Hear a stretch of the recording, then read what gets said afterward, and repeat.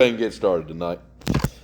Gracious Heavenly Father, we give thanks again for the time that you give unto us to gather together to be in the presence of your word, but most especially as we consider again afresh the religions of this world, the false things that people believe.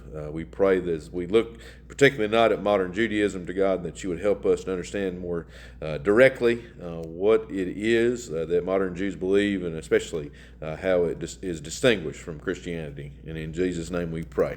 Amen. Well, tonight, like I said, next on the list is Judaism. And as we look at Judaism tonight, one of the things that's important is distinguishing modern Judaism from what we would call biblical Judaism, right? The religion of the Jews of the Old and New Testament, for that matter. The general history of Judaism, as we understand it today, during the times of Jesus, of course, there were multiple schools of Judaism, right? You had the Pharisees, had the Sadducees, you had the Essenes, who were a kind of, you would kind of think of them as desert hermits. The Essenes are the ones that wrote and stored all of the documents that were found in the caves of Qumran about 80 years ago now. They were, if you want to think of it this way, the Sadducees were the liberals of the day in a sense. The Pharisees were kind of the establishment conservatives, and the Essenes were kind of like the ultra-Orthodox. They were the hardcore Jews. Now, about AD 70, when Jerusalem is destroyed, one of the things that happens is the Sadducee religion basically disappears. There are remnants here and there, but for the most part, the Sadducees disappear in AD 70. The Essenes are kind of wiped out by the Romans and just by general history.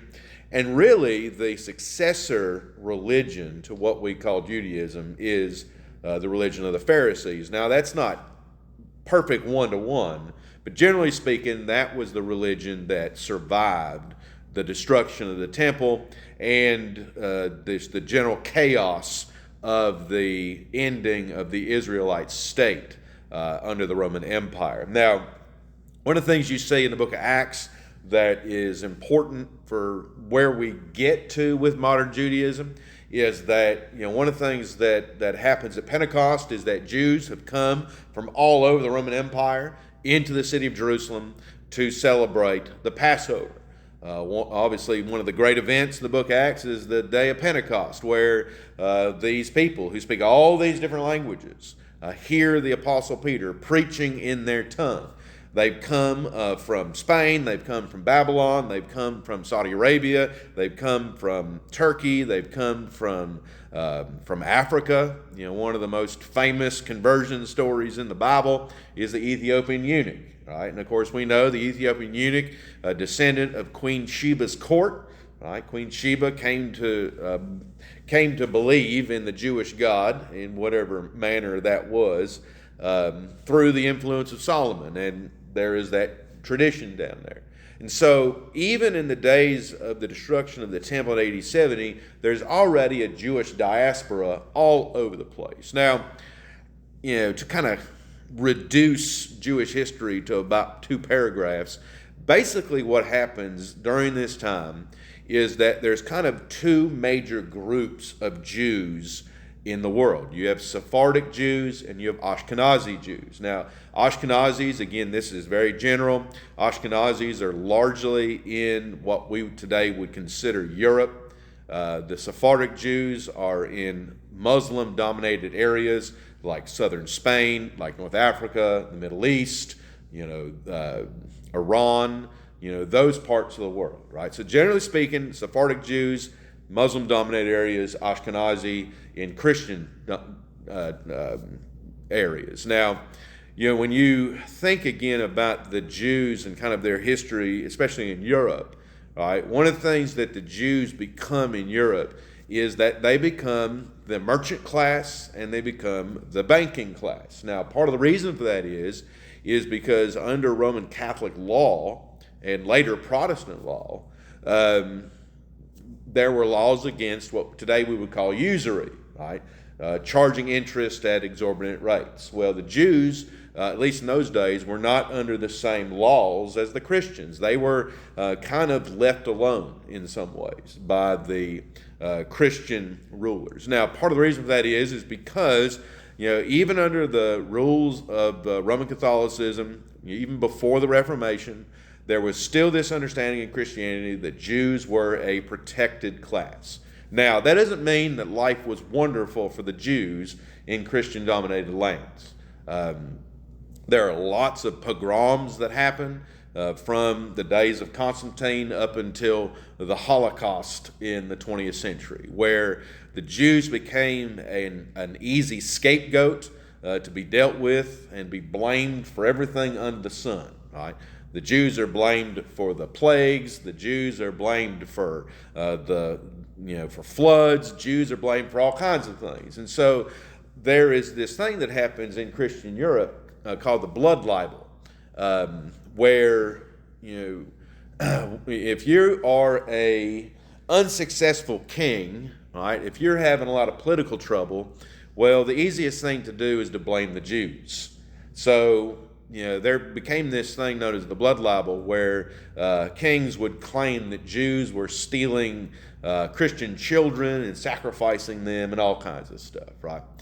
So you have this kind of weird dynamic, especially in Christian Europe, where the Jews are a protected class. They live under their own laws, under their own rules, own kind of areas, right? It's one of the reasons why when it comes to the Second World War and the Holocaust, you already have Jews living in their own little enclaves, in their own little sections of town, like the Jewish quarter of Berlin or something like that.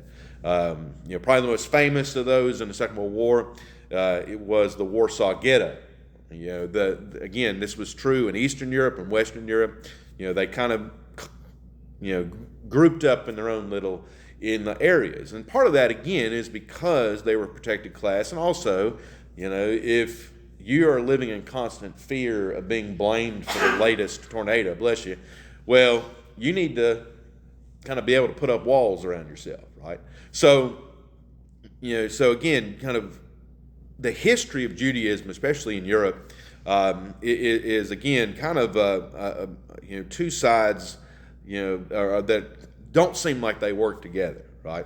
The Jews are protected, but they're also blamed for everything. So, again, the Ashkenazi, the Sephardic Jews, right? They kind of developed their own Judaism in many ways, right? The Ashkenazi are usually who we think of when we think of Jews historically, right? When Shakespeare is writing about the Merchant of Venice, for example, he's thinking of an Ashkenazi Jew, right?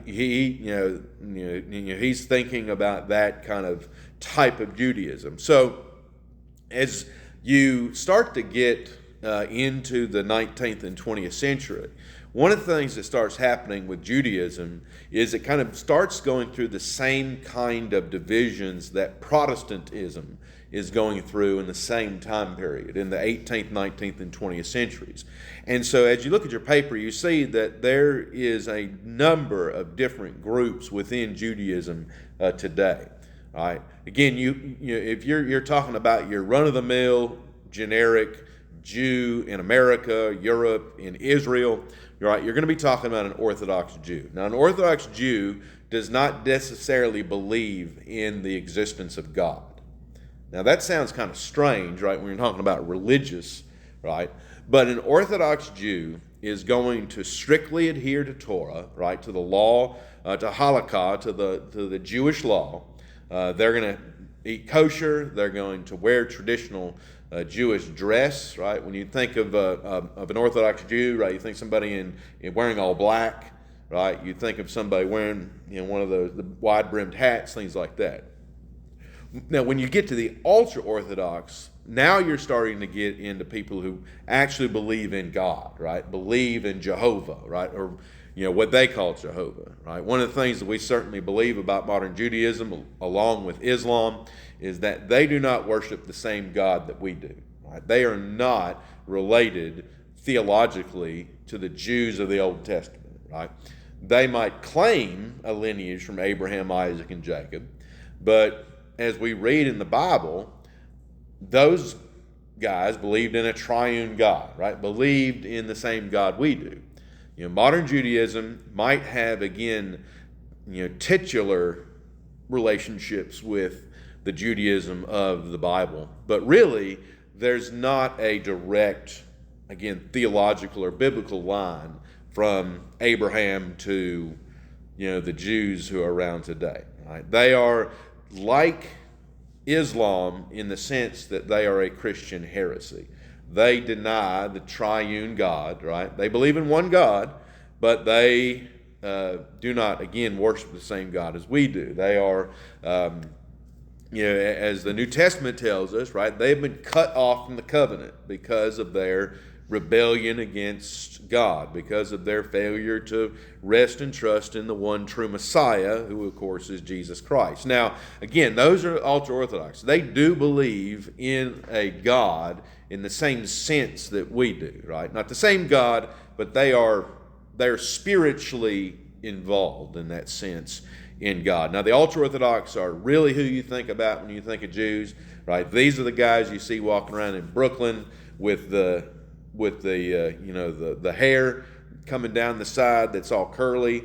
They're the ones walking around with the black coats with the tassels, hanging off of them, right? When we lived in Pittsburgh, one of the strange things about Pittsburgh is that Pittsburgh has the second largest ultra-Orthodox Jewish community in the country, right? Now, you wouldn't normally think of Pittsburgh as a place where there's ultra-Orthodox Jews. But one of the reasons for that is because the immigration into Pittsburgh, especially in the early 1900s, was from Russia, and Eastern Europe, and especially Ukraine. Now, probably the most famous example of Jews in Russia, Ukraine, is the musical Fiddler on the Roof, right? In the musical Fiddler on the Roof, they are in the Russian territories, right? Now, so you have lots of Jews in that part of the world. Part of the reason why they're there is because the Germans had, during the wars that had gone on in previous centuries, had relocated, a number of Jews had relocated to the Volga, again, what today is modern Ukraine. And so what you have is a lot of Jews in Germany, or in what we would consider to be German lands. Now a lot of that's in Western Poland. But, the Jews said, hey, we're getting blamed for everything under the sun in Central Europe. Why don't we go off and form our own little communes out in the Russian steppes? And that's what they did. However, the Russians didn't like them any more than anybody else did. So eventually, they all ended up, not all of them, but a lot of them ended up in the United States. Now, one of the things about that too is that Cincinnati has a very large Jewish population for the same reasons. In fact, one of the largest Jewish or Hebrew seminaries in the United States is in Cincinnati. And again, a lot of the same reasons, because of German immigration in the United States. So, when we think of Jews, right, again, we usually think of Orthodox and ultra-Orthodox Jews, because those are the ones who outwardly present themselves in ways that we recognize. Now, other Jewish groups, as you see mentioned there, right, some of these terms are strange because they don't really mean the same thing we do, right? If you thought of a conservative Jew, right, where would you think they would fit politically? Right, you'd think they're right wing, right? But that's not what they mean by conservative, right? A conservative Jew, as it says there, right, views the Torah and Jewish law as binding, but also believes that they can evolve over time and be interpreted by contemporary scholars, right? Now, what does that sound like? Sounds like liberalism, right? That's what liberal Christians believe, right? They believe in the authority of the Bible, but they believe that the Bible can be reinterpreted based on contemporary situations, right? So conservative Jews, Reform Jews, Reconstructionist Jews, humanistic Jews, again, they don't believe that God exists. However, they are very serious about their Judaism, right? They're very serious about their Jewish identity. So they're going to do things like keep kosher. They're going to observe the Sabbath, or Shabbat, as they call it, right? They are going to, again, be very serious about their Judaism. Again, most of the people that you think of as Jews, like in entertainment, for example, right? They're all conservative, Reform, Reconstructionist Jews, right? They're not religious Jews, and again, in that sense, we mean that, right? So again, Reform Judaism, same kind of thing, right? Very big on the ethical teaching of Judaism and Jewish traditions, but not, again, focused on religion. Now, one of the things that has come out of Judaism in somewhat contemporary times is Kabbalah. Has anybody heard about that before? Kabbalah. This may blow your mind or not, but the most famous practitioner of Kabbalah in the United States at present is Madonna. Now, that tells you something about what Kabbalah is. As I have listed there, Kabbalah is a Jewish mystical tradition, right? Kabbalah is basically Buddhism attached to Jewish traditions and identity, right? It's just, again, this kind of New Age spirituality type thing. So, again, those are the kind of main groups of Judaism today. Now, as I note there, again, generally speaking, right, Jews as a group, right, they have Torah, right, the first 5 books of the Bible. If you walked in, matter of fact, when I was in college, you remember the synagogue shooting that happened in Pittsburgh probably about 7 or 8 years ago, that Tree of Life? Yeah, that was the one I actually went to when I was in college to do my contemporary religion report. We would drive by that. We lived about 4 or 5 blocks away from it when we lived in Pittsburgh. That is that service that I went to, at an otherwise, again, in our terms, liberal Jewish synagogue. The service would, to me, because I didn't know any better at the time, looked like a Orthodox Jewish service, right? The rabbi, everybody was wearing their, what do they call the hats? Yarmulke, right? Everybody had their yarmulkes on, right? The men were sitting on the left, women sitting on the right. The Torah was in a scroll that the rabbi read from. They chanted the Psalms. Again, the service looked very traditional, right? In the sense that we would think of something being traditional. Now, again, part of that is because, again, modern Judaism is very interested in the traditions, in those things that have been passed down. Now, the ethics, the applications of those traditions, again, are very widely amongst Jews. Now, you could say the same thing, of course, for Christianity, right? If you walked into a Peace USA church that had pride flags out front, their service would be very traditional. Sixth Presbyterian Church in Pittsburgh, which was in Squirrel Hill, which ironically is where is the Jewish quarter in Pittsburgh. They had like dogs taking up the offering. They're like so far to the left that they're out of the ballpark. However, they recite the Apostles' Creed every Sunday. They sing the same hymns we do. Everything is very traditional, right? So again, you don't judge a book by its cover. Just again, the nature again of what they believe again is not really tied into the way that it is practiced necessarily. So again, all good Jews are looking forward to the coming of the Messiah. Obviously, if you don't believe in the resurrection of the dead and you don't believe in these things, you're not going to really be looking for a Messiah in the sense that obviously the Jews of old were looking for Jesus, or not looking for Jesus, as the case might be.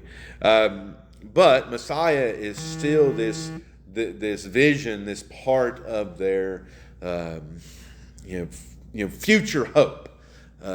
Whatever that Messiah might look like or be. Again, there's still very much an important part of Judaism. Now, the ultra-Orthodox Jews are really looking for the Messiah, for the promised one of Israel, for the consolation of Israel, for the Son of David to come and to reestablish all the beauties and wonders and awesomenesses of the state of Israel. Now, one of the things that traditionally was done, they don't have to do it this way anymore because of cell phones, but back in the days before cell phones, in the movie Lord of the Rings, when in the Two Towers, when they're calling all of the kingdoms to come to Minas Tirith and set up and fight the big battle, and they light the beacon, and then they show the beacons being lit all over the mountaintops, all over Rohan and all that kind of stuff. Anyway, that was literally set up like that all throughout Europe. That if the Messiah came, because of course, where's the Messiah supposed to be born? In Bethlehem, right?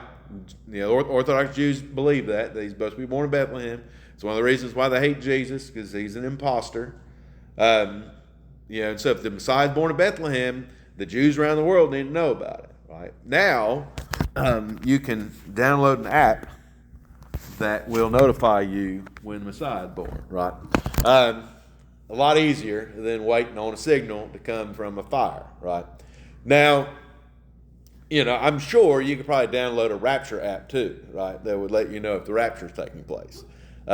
We don't believe in either of those things, but right, again, there's still that hope within modern Judaism of a future Messiah. Now, obviously, one of the things that we identify with Judaism, both before and after the coming of Jesus, is this identity as they are the chosen people, right? That they are chosen to receive the Torah, to worship God and to be a blessing to all nations, right? It's one of the things that is taught in every synagogue is that Jews are to be good citizens in every country that they are in, right? That they are to be a blessing, not a hindrance, not a curse to folk. Now, one of the things, of course, we identify with Judaism that ironically Jesus identified with Judaism of his day is a focus on actions over belief. Right? And of course that fits right with this idea of ethics within Judaism, right? That what you do makes a much bigger difference than what you say or what you think, right? Again, when things are focused on outward traditions, on outward actions, on outward look, right? Having the correct tassels, the right clothing, all that kind of stuff, right? Again, it's foundational again to the way modern Judaism again operates and the way it thinks of itself. Now, it's not saying that especially the ultra-Orthodox are loosey-goosey about belief, but again, there's an order to things within Judaism. And again, one of the places we go in the Bible again to really recognize that is in Mark chapter 7. Also, you can find it in Matthew 15. Remember where the Pharisees are condemning the disciples for not washing their hands before they eat. And as we always say when we read this passage, wash your hands. Jesus here is not saying don't wash your hands, be filthy and all kinds of stuff, right? However, we're not to give religious authority to those things which God himself has not commanded. Now, the reality of this is that, as he says there, again, from Moses, and he said unto them, full well ye reject the commandments of God, that you may keep your own tradition.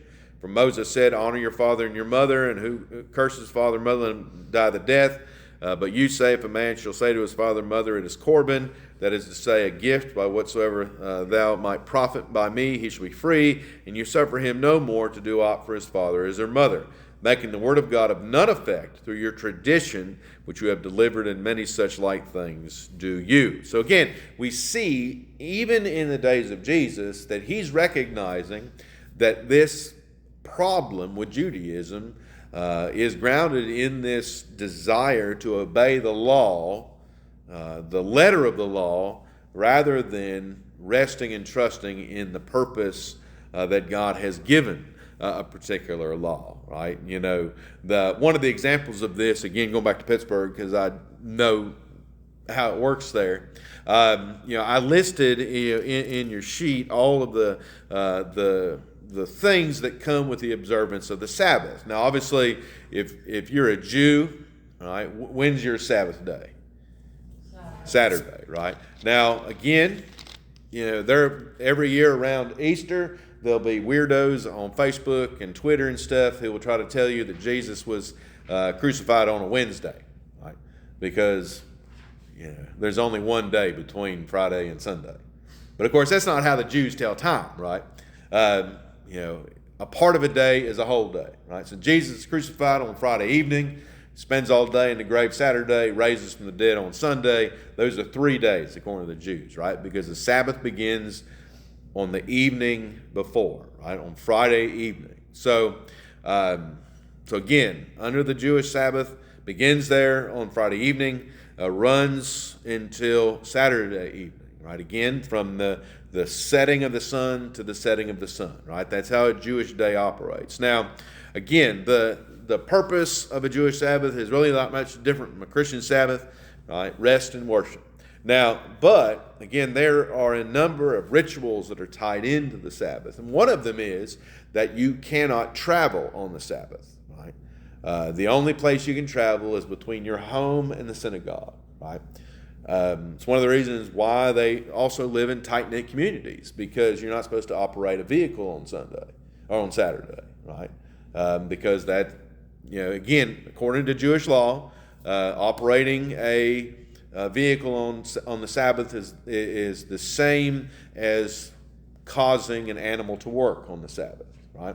So you would not have ridden your mule to synagogue on the Sabbath, and so the same applies to your car, because that's the modern equivalent, right, of that. So again, that's the only place you had to travel. One of the things they've done in Pittsburgh to try to, again, keep the law is that if you walk around Squirrel Hill, you'll notice that there's this blue cord that's wrapped up on the power poles all the way around the neighborhood. And so basically what has happened is that the rabbi has gone around and declared that that's the boundary of the home on the Sabbath. So you can drive your car within those blue cords, and you can do all that because you're not traveling on the Sabbath, because you're inside your home. Right? Now, again, you're keeping the law, because what does the law say? You're not supposed to travel on the Sabbath. And so, what have you done? You found a way to keep the law that still allows you to not have to walk.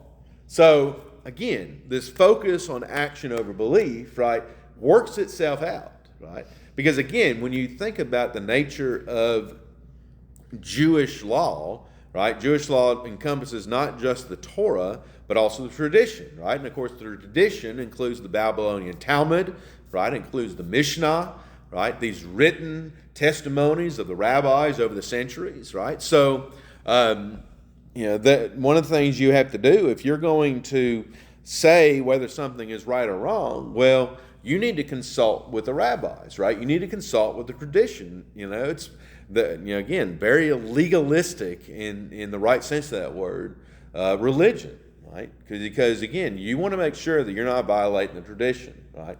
And so, so you have these customs, these rituals that are very unique to Judaism. In fact, one of the things you can do is you can buy a gas stove with a Sabbath button on it. Now, what the Sabbath button does is that, it would be a work on the Sabbath to light the pilot light. So, you can You can Google this. You can buy gas stoves with a Sabbath button that it will do it for you, so you don't have to work on the Sabbath. Again, if you're focused on keeping the law, right? If you're focused on maintaining the law and the tradition, this is deadly serious stuff, right? Again, does this sound any different from what Jesus was dealing with, or Paul was dealing with in the New Testament? Well, no. Again, that attitude again is continued into modern Judaism. Now, to kind of close us out tonight, again, one of the things that you have to talk about when you talk about modern Judaism, just like when we talked about Islam last week, right? We had to talk about Wahhabism. We had to talk about the kind of radical, Islam. We need to talk about modern Israel, right? Because when you think of Judaism today, what do you think about? Well, you think about the nation of Israel, right? Now, nation of Israel was not born out of a vacuum. Right?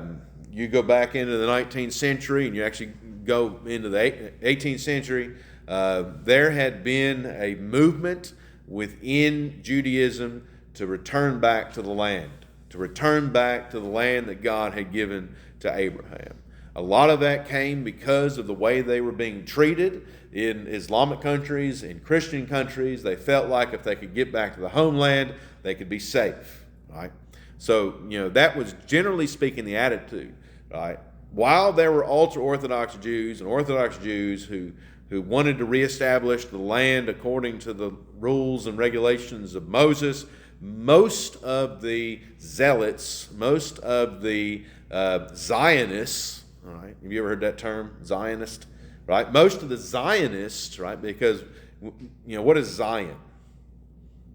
Zion's Jerusalem, right? Now, of course, we identify Zion not so much with Jerusalem, but with Jesus, right? He is Mount Zion, right? Now, the Zionists, right, were as much a political group as they were a religious group. Again, because the focus was on protecting the Jewish ethnic, right? The Jewish culture, the Jewish people. And so, throughout the 19th century, and one of the reasons why the Jews were able to go back to the land, back to what today we call the nation-state of Israel, is because they got really friendly with the British and the French. And after the First World War, the Ottoman Empire collapses, and guess who takes over in the Middle East?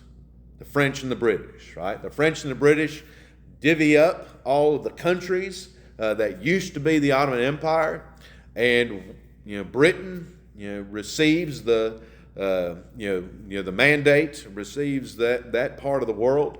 There's a reason why to this day Jordan is an English-speaking country because of that. And so you have what's called the Balfour Declaration that comes into play after the First World War, which basically declares that England, that Great Britain, is going to help the Jews establish a homeland. Now, for lots of different reasons, that doesn't happen in the interwar period, right? I mean, there's a lot of stuff going on in the world in the 1920s and 1930s.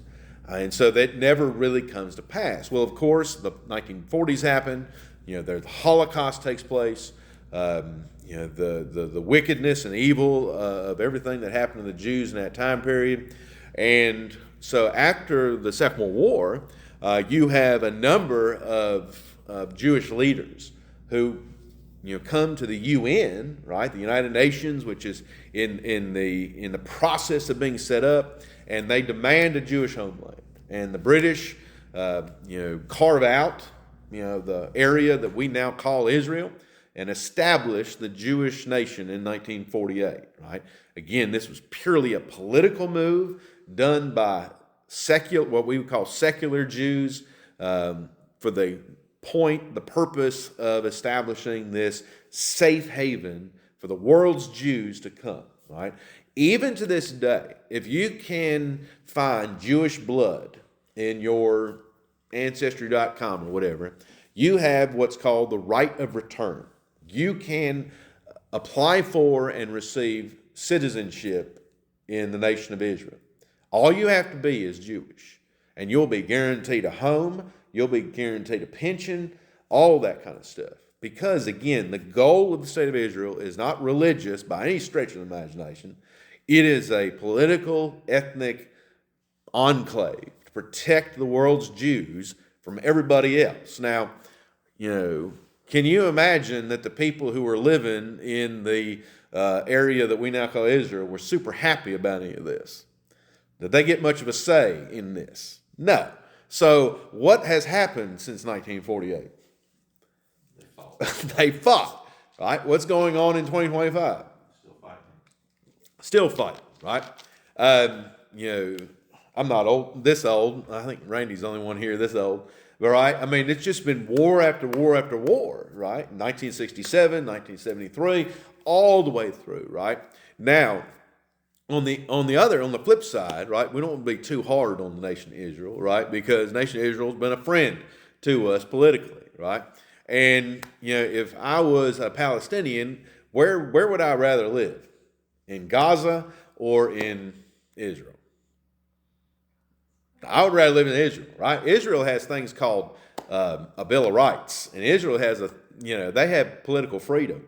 Now, they may not 100% agree with me on that, but, like a lot of things, it's really all about power, right? It's really all about who gets to be in control, right? And the problem is that, even if you gave the West Bank and Gaza to Israel, the Israelis, right, the Jews would still maintain that political authority. Now, one of the things about modern Israel is worth mentioning is that the city Tel Aviv, right, the second largest city in Israel. It has the largest percentage of homosexuals of any city in the world, right? Is that something we necessarily identify with a religious state? No. But it is something we identify with a secular state, right? Yeah, in fact, it is currently illegal to do Christian proselytization within the nation of Israel, right? You're allowed to be a Christian in Israel, and you can build a Christian church, but you are not allowed to proselytize.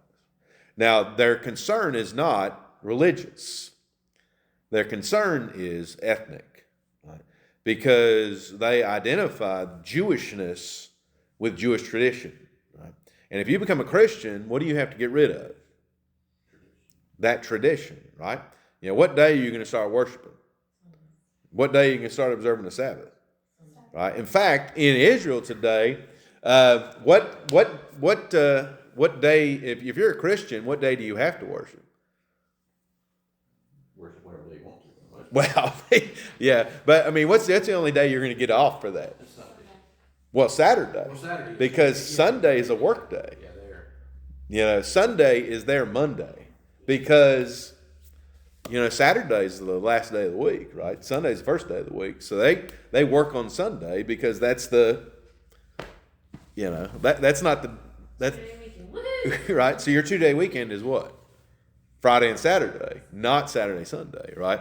And again, that seems kind of strange, but it makes perfect sense, right? And one of the reasons why it works so well in Israel, because again, as we talked about last week, right? What's the holy day for Islam?